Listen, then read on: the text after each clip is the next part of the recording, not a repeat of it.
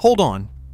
The most famous ruby in the British crown jewels, the one sitting in the front cross of the imperial state crown at the Tower of London right now, is not a ruby.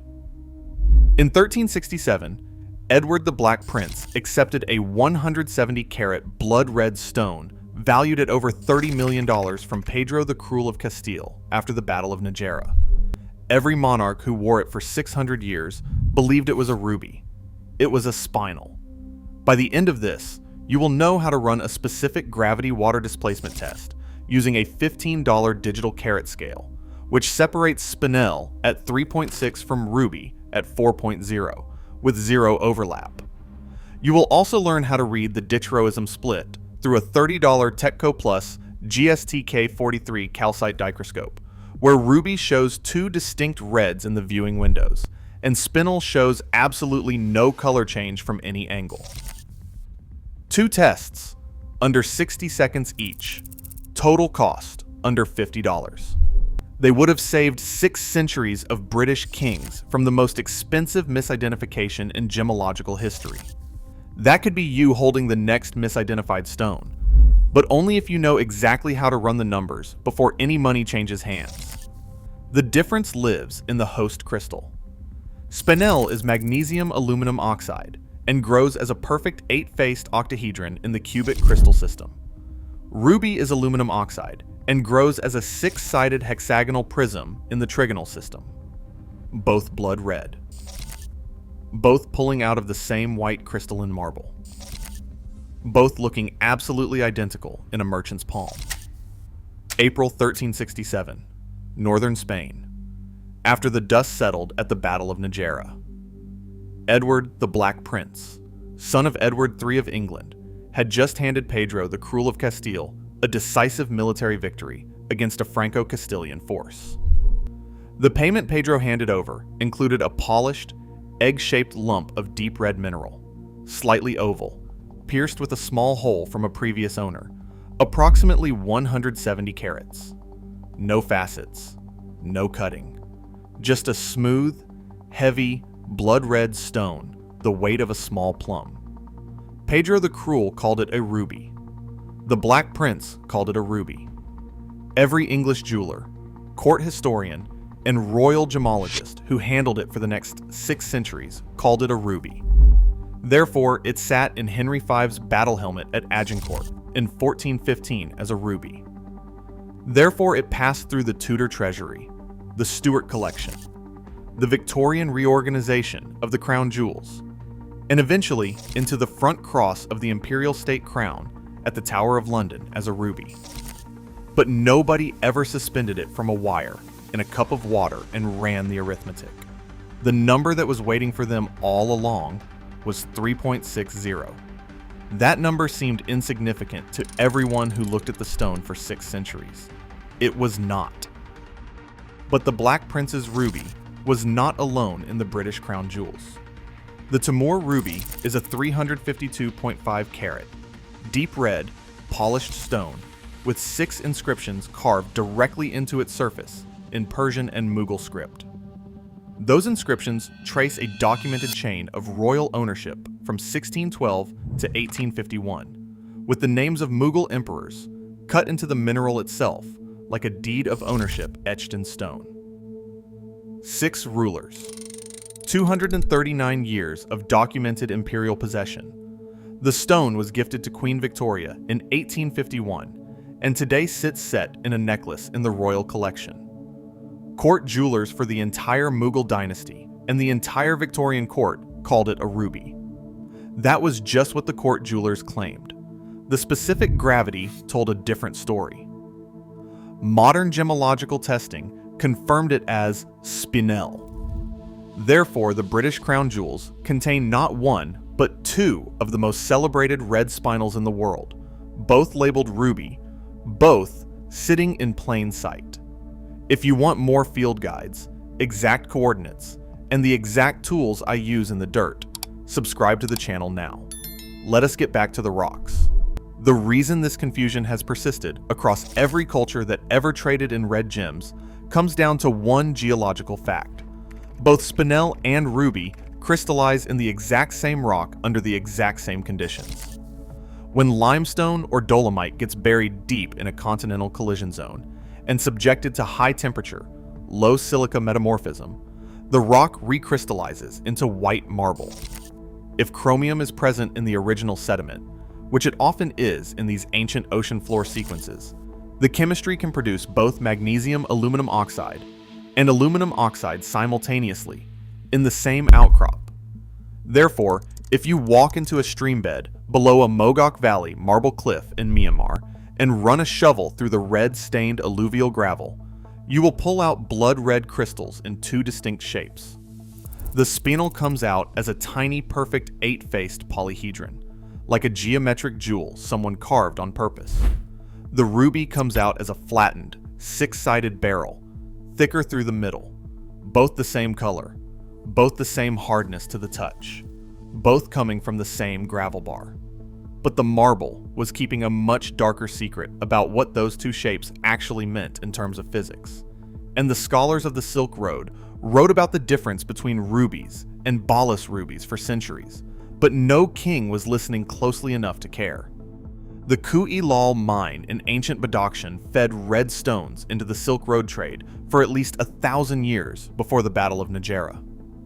Medieval Arab scholars, Byzantine jewelers, and Venetian merchants all registered that balas rubies from Badakhshan were somehow softer, somehow slightly different, but the language for the difference did not exist yet, because the crystallographic tools did not exist.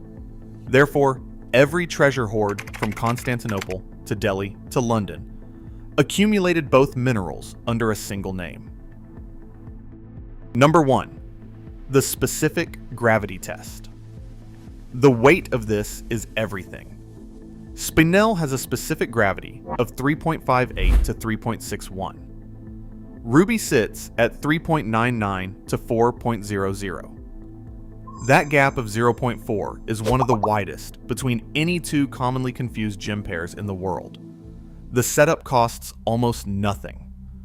A Mineralab Universal Specific Gravity Kit from Amazon runs about $40, and you can run it alongside any $15 digital carat scale. You suspend the stone from a fine wire cradle and submerge it in a small cup of distilled water, recording its weight in air and its weight submerged. Then divide weight in air by the difference. A spinel returns 3.6. A ruby returns 4.0. No overlap. No ambiguity. That number is the whole conversation. Number 2. The UV fluorescence test. Pick up a Convoy S2 Plus UV flashlight loaded with a 365 nanometer longwave bulb for between $35 and $50.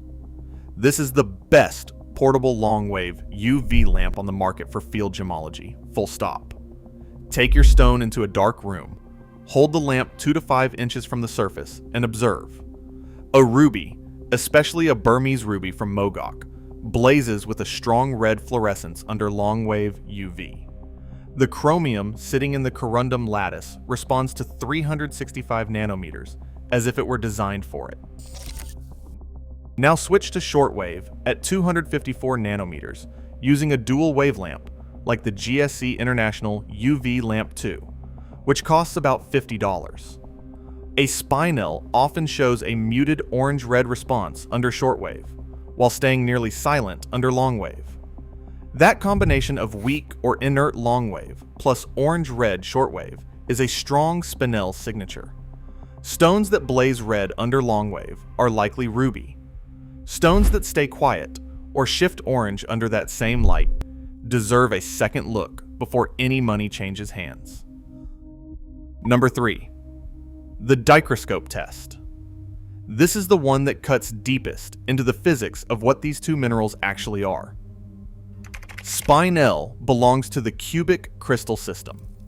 It grows as a perfect 8-faced octahedron, and because of that geometry, it is singly refractive, meaning light passes through it as a single ray without splitting. Ruby belongs to the trigonal system and is doubly refractive, meaning light enters the crystal and splits into two rays traveling at different speeds. A calcite dichroscope, available for about $30 to $50, exploits this difference directly. For example, the Techco Plus GSTK43 is about $30, and the Fable calcite dichroscope is about $50. You hold the stone at the aperture with a pen light behind it and look through the viewing end. Two small adjacent windows appear. You rotate the dichroscope slowly through 180 degrees. In a ruby, those two windows show two distinct shades of red simultaneously, a purplish red in one window and an orangey red in the other. That split is called dichroism, and it comes from the double refraction of the trigonal crystal. In a spinel, both windows show exactly the same color from every angle and every rotation. No split, no change. A perfectly uniform, unchanging red in both windows simultaneously. That single observation takes under 60 seconds, and it is as close to definitive as bench testing gets without a spectrometer. Number 4. The thermal conductivity probe. This is the supporting confirmation, not the primary test, but it earns its place. A Valkynos professional diamond tester. Pin runs about $30. A GTE deluxe diamond and gemstone tester runs about $50. Touch the probe tip to the stone at 90 degrees and read the indicator. Ruby, as corundum, conducts heat faster than spinel. It is not a clean solo test because other minerals can produce similar readings. But when stacked behind the specific gravity number and the dichroscope result, it closes the case with confidence. The Mogok Valley in Myanmar produces the finest red spinels in the world. Dealers call the best material Jedi Spinel, named for its intensity, and top Mogok red spinel in the 2 to 5 carat range commands between $15,000 and $25,000 per carat. Stones over 5 carats in top color push past $35,000 per carat at auction. I mean, think about that for a second. The stone that fooled the Black Prince is the same species as material now trading above the price of fine Burmese ruby. But Mogok's story has a shadow on it right now. The US sanctioned the Myanmar Gems Enterprise, Myanmar's state-controlled gem marketing body, in April 2021 following the military coup. Tiffany and Cartier have both voluntarily pulled out of Burmese gem sourcing. Much of the material coming to market now passes through cutting centers in Thailand and India, where origin becomes difficult to trace. So, a Mogok origin certificate matters more today than it ever has. Mahenge in Tanzania started producing exceptional hot pink to vivid red spinels around 2007, and the market reacted quickly. Museum-grade stones over 10 carats now trade from $10,000 to $50,000 per carat, with an auction record of $35,000 per carat for an 18.17 carat stone. Luc Yen in Vietnam produces cobalt blue spinels with an electric neon intensity I have not seen matched anywhere else. The first time I held a Luc Yen cobalt blue spinel in the Antwerp Diamond District, its color silenced a room of experienced dealers who had been handling stones for 30 years. Top 1 to 2 carat cobalt blue, Luc Yen material now commands $20,000 to $50,000 per carat, certified by GIA or GRS. And the Kuh-i-Lal mine in Tajikistan, the ancient Balas ruby source that fed the Silk Road for 1,000 years, is still producing. It is now marketed honestly as spinel, and the historical provenance of that deposit is its own kind of premium. But the history of these stones does not stay in the polished halls of British royalty. The most violent chapter in the story of spinel misidentification did not happen in a museum. It happened in the streets of Delhi in February 1739. Nader Shah of Persia had already crushed the Mughal army at the Battle of Karnal. He took the Mughal emperor Muhammad Shah prisoner and marched his cavalry into Delhi. For a few weeks, an uneasy peace held over the city while negotiations continued. Then a rumor tore through the narrow streets. Nader Shah had been assassinated. The citizens of Delhi rose up against the Persian garrison and killed hundreds of Nader Shah's soldiers. What happened next is recorded in every history of the period, and it defines the most violent single day in the history of the world's great gem collections. Nader Shah rode into the city at first light, climbed to the roof of the Roshan-ud-Dawla Mosque, and sat there in his armor while the order went out. Between 20,000 and 30,000 civilians were killed in the streets of Delhi before midday. The city was then looted for 6 continuous weeks. Nader Shah's forces loaded the treasures of the Mughal imperial treasury onto hundreds of elephants, 4,000 camels, and 12,000 horses. The haul was valued at 700 million rupees. He took the Peacock Throne, the jeweled platform built by Shah Jahan that had reportedly cost more than the Taj Mahal. He took the Koh-i-Noor diamond, and he took what the Mughal court believed were the greatest rubies in the imperial collection, including the stone that would eventually be correctly identified as the Samarian Spinel. 500 carats of blood-red mineral that had sat in the Mughal treasury for over a century and had never once been correctly named. The plunder was so vast that Nader Shah suspended taxation across all of Iran for 3 years when he returned home. I mean, think about that for a second. 30,000 people died in a single morning in the streets of Delhi, at least in part over the possession of gems that the men fighting over them could not correctly identify. Nader Shah was assassinated in 1747, but the stone did not move. The Samarian Spinel sits today in the treasury of the Central Bank of Iran in Tehran, a blood-red irregular mass weighing approximately 500 carats, the largest verified spinel in the world. It is not cut and faceted like a modern gem. It is polished, organic in shape, the product of a natural crystal that was worked just enough to reveal its color and surface. It has never been a ruby, not for a single day of its existence. The Mughal emperors who listed it among their most prized possessions, the Persian conquerors who killed 30,000 people partially in the process of claiming it, the court jewelers who cataloged it in imperial inventories across 3 centuries, none of them ever had the tools to know what they actually held. I remember sitting at a sorting bench in Antwerp with a specific gravity apparatus, running a small red spinel through the water displacement test, and watching the number settle at 3.59, and thinking about all of this. 30 seconds of arithmetic. A $15 scale. That is the full distance between 6 centuries of misidentification and the correct answer. The knowledge existed. The tools did not. And the stone that changed empires and soaked the streets of Delhi with blood sat in Tehran being called the wrong thing until the 20th century quietly corrected the record. Come back to the imperial state crown at the Tower of London with its blood-red front stone. That stone in the front cross, that uncut, polished, egg-shaped red mineral that Edward the Black Prince carried back from a Spanish battlefield in April 1367. The stone Henry V reportedly wore at Agincourt in 1415. The stone 6 centuries of British monarchs wore at state ceremonies as their ruby is a spinel. Specific gravity, 3.60. Singly refractive. No dichroism visible through the Dichroscope window under any angle of rotation. Weak response under longwave ultraviolet.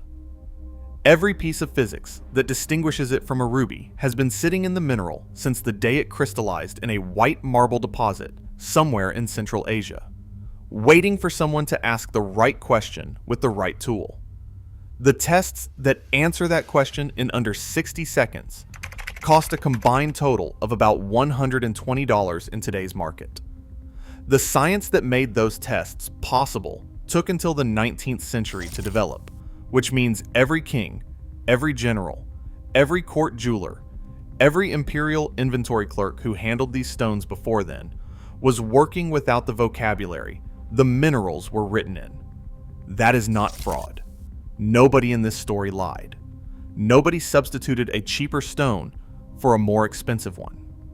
The earth grew two minerals that look identical in every way the naked human eye can perceive. Put them in the same rock, in the same river gravel, in the same merchant's hand, and waited. The greatest misidentification in the history of gemology was an honest mistake made by everyone who had ever lived before the specific gravity apparatus existed. And that, when you hold the instrument in your hand and run the number yourself, is the most interesting thing about these stones.